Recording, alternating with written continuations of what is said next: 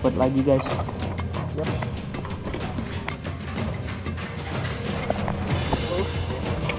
Oke, stop.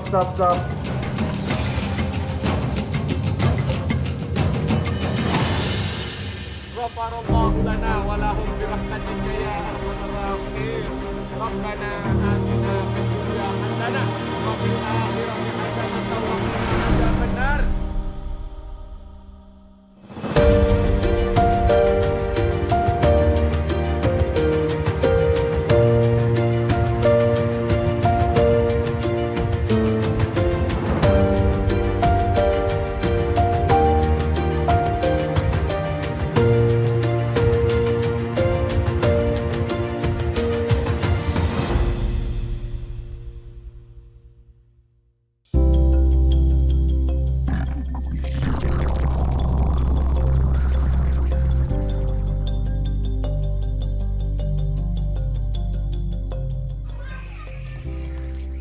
Air, sumber kehidupan, tak hanya sekadar kebutuhan dasar, tapi juga hak asasi manusia.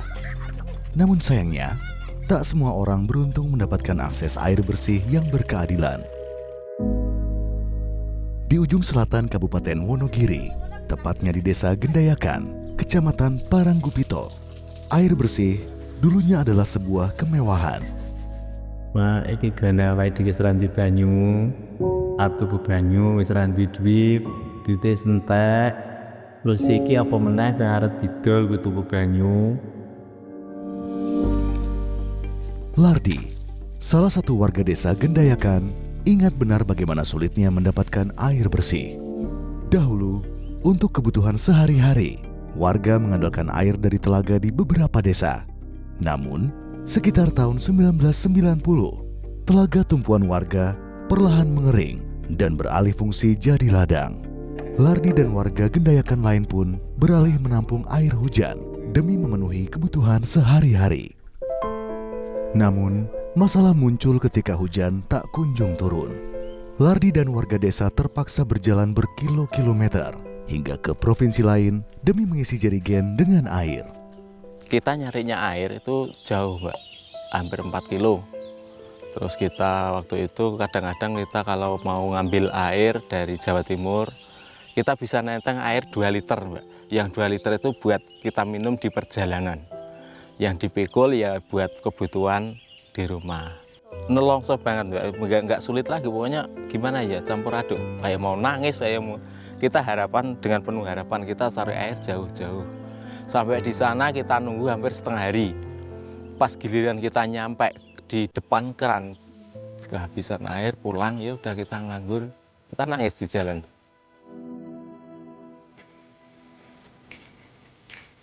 Air yang akhirnya ia dapatkan dengan susah payah itu harus digunakan sehemat mungkin. Tak ada yang terbuang sia-sia. Seandainya kita nggak punya air, kita ngutang tetangga dulu, pinjam 1 jerigen gitu.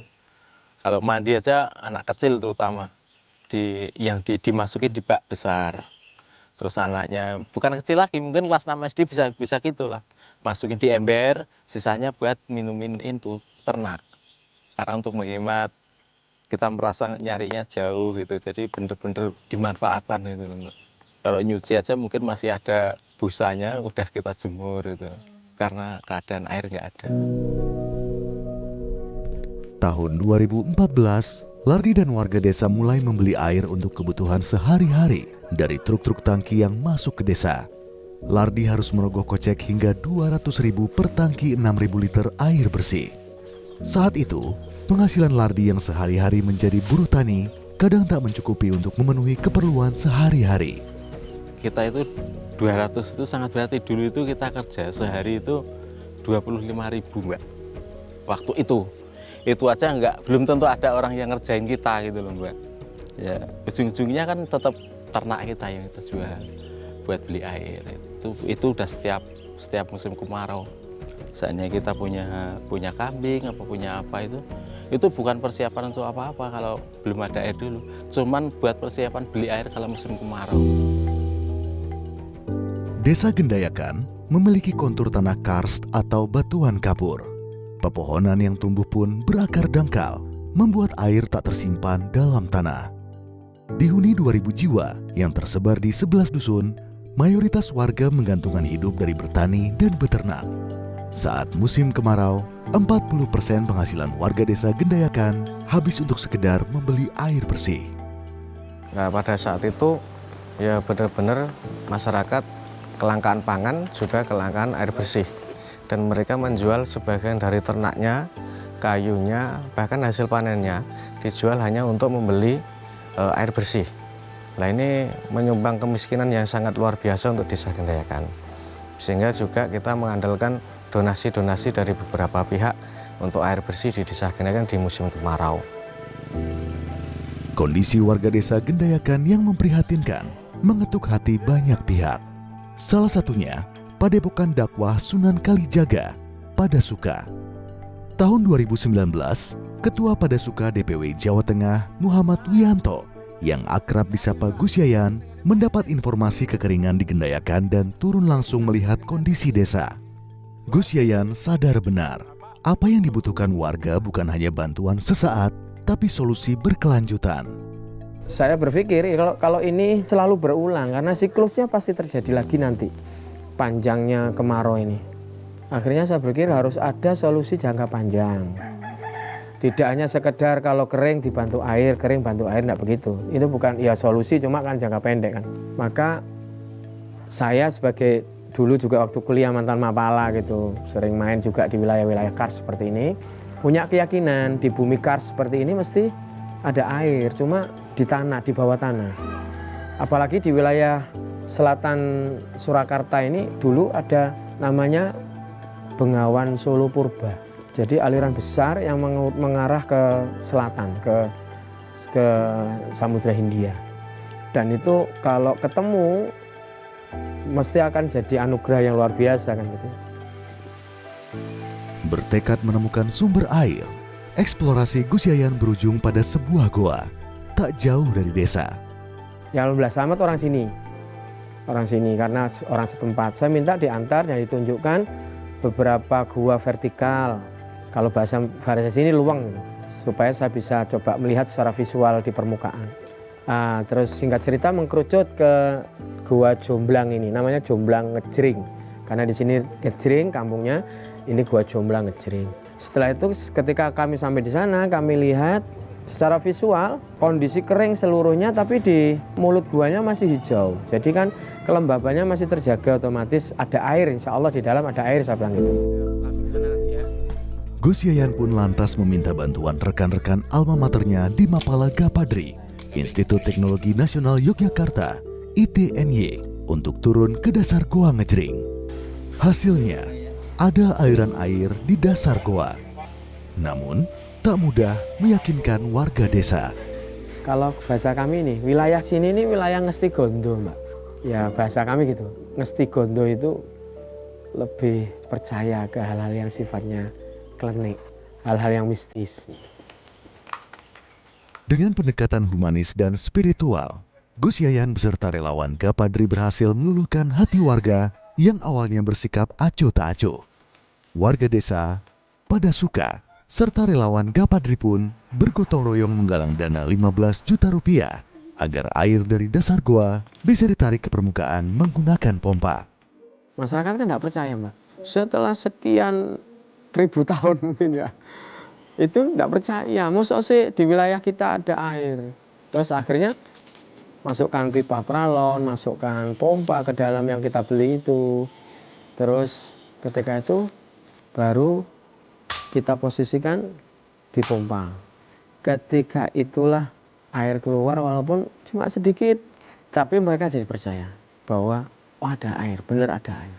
Semangat masyarakat, bantu kerja baktinya, bantu anak-anak narik dan sebagainya. Namun masalah baru muncul. Untuk menarik air dari dasar goa, tak cukup hanya mengandalkan pompa. Butuh infrastruktur pendukung yang menelan biaya tak sedikit. Terus ada kabar kita dapat bantuan dari foundation untuk infrastruktur awal. Jadi untuk penambahan listrik, terus untuk bak reservoir yang ada di mulut gua, sama bak distribusi yang di atas yang oranye. Itu yang pertama kali, sama kita tarik sampai di ujung sini. Sampai di ujung sini, cuma di sini tok.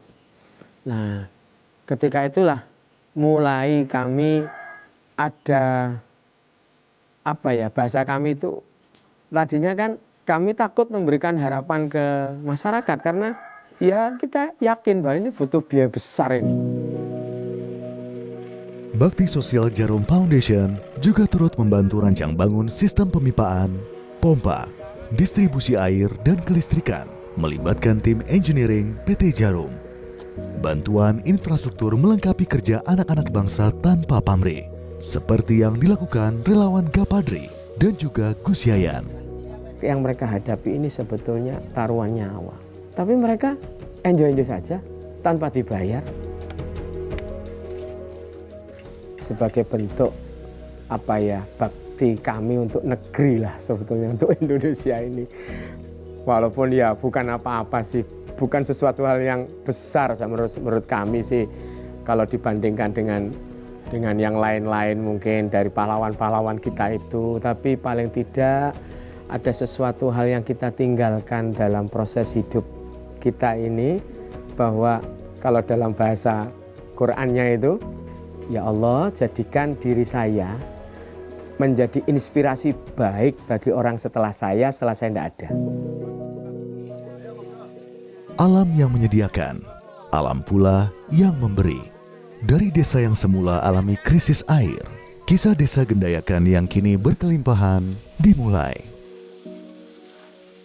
Waktu air keluar pertama, semua orang yang di situ menangis, Mbak, haru. Saking mongkoknya hatinya, semuanya nangis bareng-bareng.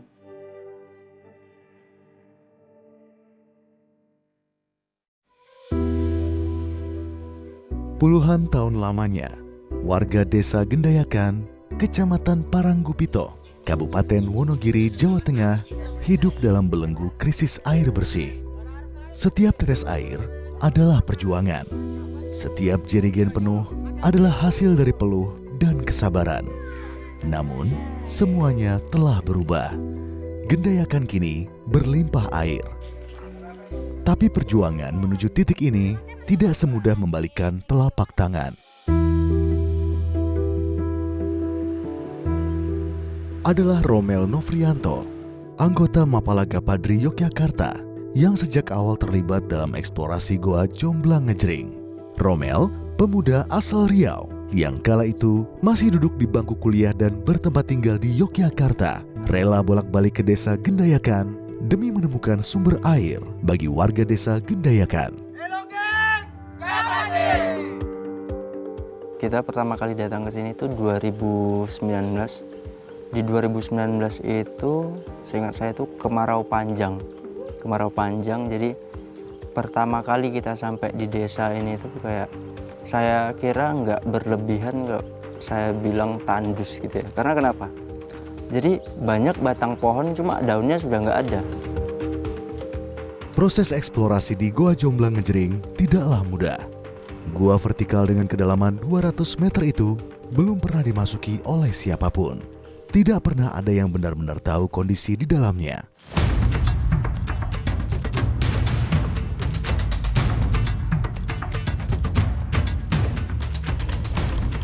Sip. Tambah dikit kepelanan. Ya. Cepat lagi guys. Di dalamnya.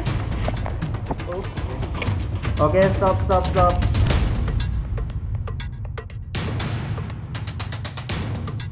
Jadi bentuknya agak susah dijelaskan karena sangat tidak beraturan sekali. Jadi di kedalaman 160 itu masih relatif luas untuk bergerak. Sementara lebih dari itu ada penyempitan yang mungkin jika diandaikan kita cuma muat masuk satu badan aja. Itu ada 3 pit. Cuma pit 1 itu biasanya kita nggak rekom untuk istirahat di situ karena terlalu terbuka. Jadi ketika terjadi rockfall kita nggak bisa menghindar. Pit 2 ini lebih ada tempat yang aman daripada pit 1. Lalu ada P3 di 160-an meter itu cukup luas, bisa untuk istirahat. Setelah P3 udah nggak ada pit lagi. Oke, boleh.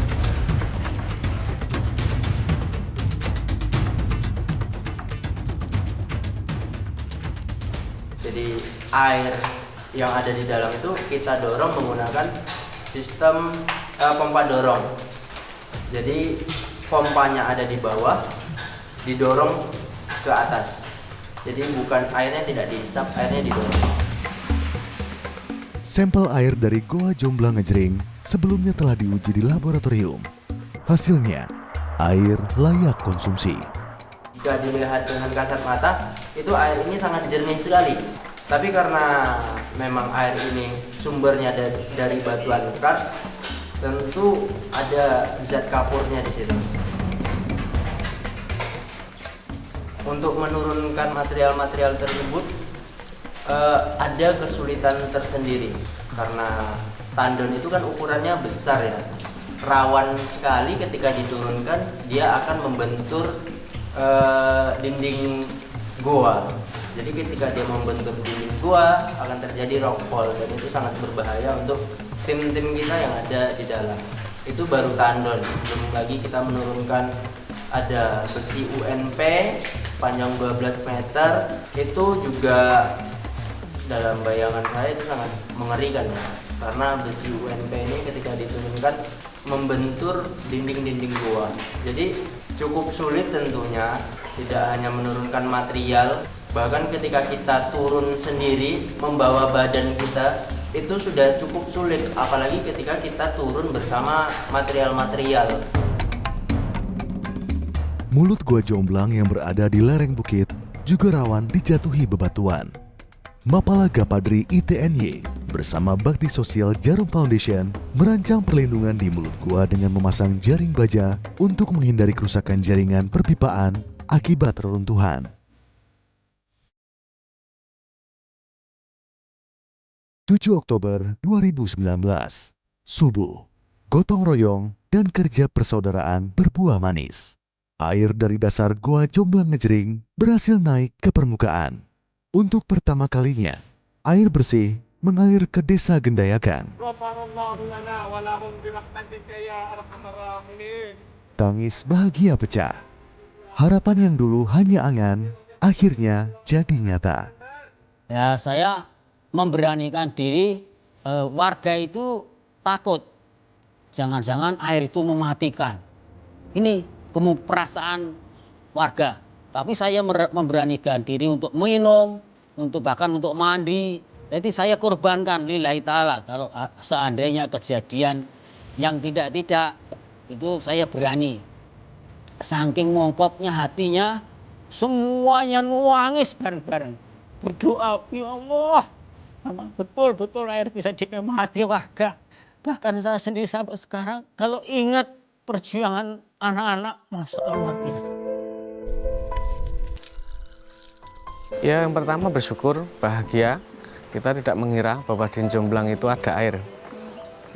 Di kedalaman 200 meter ada sungai bawah tanah itu.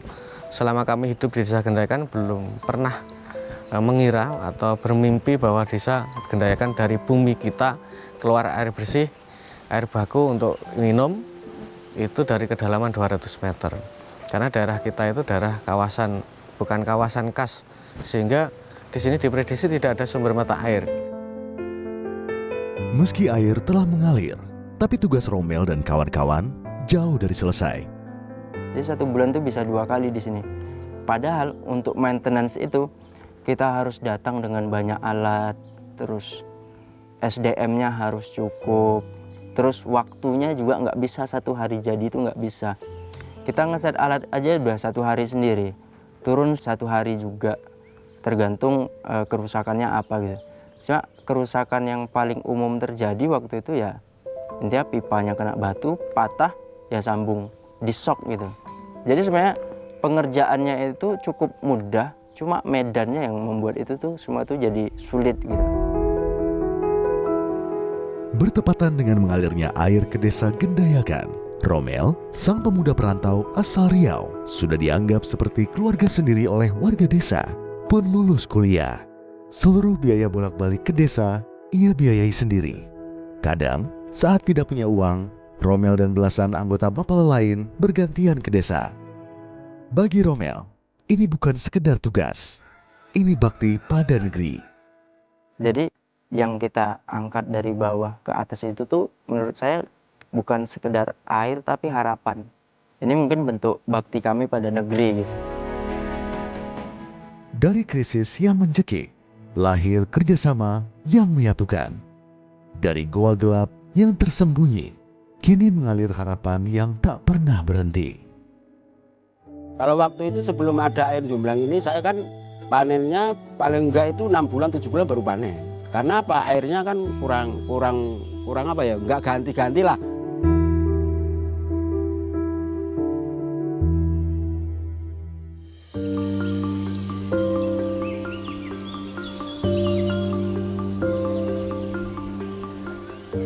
Di tengah hamparan perbukitan Kars Wonogiri, kisah baru sedang ditulis oleh warga desa Gendayakan.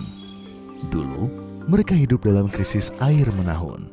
Tapi kini, air bersih mengalir, memenuhi kebutuhan setiap rumah warga.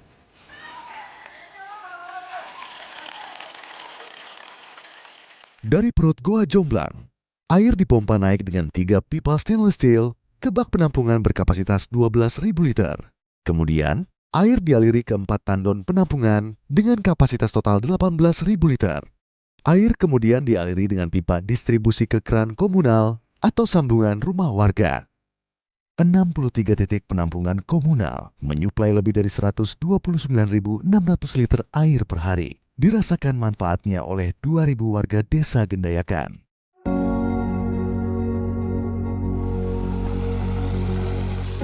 Empat dusun pertama yang dialiri air, Gendayakan, Ngejrik, Blimbing, dan Pucung menjadi saksi awal dari perubahan besar. Tapi perubahan besar tak berhenti di situ. Setelah membantu mengalirkan air ke permukaan, pada Agustus 2023, sistem distribusi air dari Goa Jomblang kembali ditingkatkan oleh Bakti Sosial Jarum Foundation. Pompa diganti, kelistrikan distabilkan, dan pipa PVC diganti menjadi pipa baja nirkarat agar lebih tahan terhadap benturan batu dari dinding gua. Untuk melindungi mata air dari pencemaran, steel grating juga dipasang di bibir gua, mencegah masuknya benda asing ke dalam sumber air. Pada tahun 2024, jaringan distribusi diperluas lagi dengan merancang peta distribusi air dan pemasangan pipa memanfaatkan prinsip gravitasi. Kini, tak hanya 4, tapi 11 dusun telah merdeka dari krisis air. Dusun Gelagah Ombo, Bangampel, Sumur, Tlogo Kajang, Puring, Ngeledok, dan Sidoasri turut merasakan akses air bersih melalui 24 titik komunal yang telah dibangun. Kontur ekstrim perbukitan Gendayakan membuat sebagian pipa harus diletakkan di atas tanah, bahkan melintasi jalan desa. Bakti Sosial Jarum Foundation pun menggandeng PT Pralon untuk membangun jaringan perpipaan sejauh 9,5 km, menghubungkan 7 dusun baru dengan sumber air utama. Ini adalah perwujudan nyata komitmen sosial yang berdampak langsung dan berkelanjutan bagi masyarakat.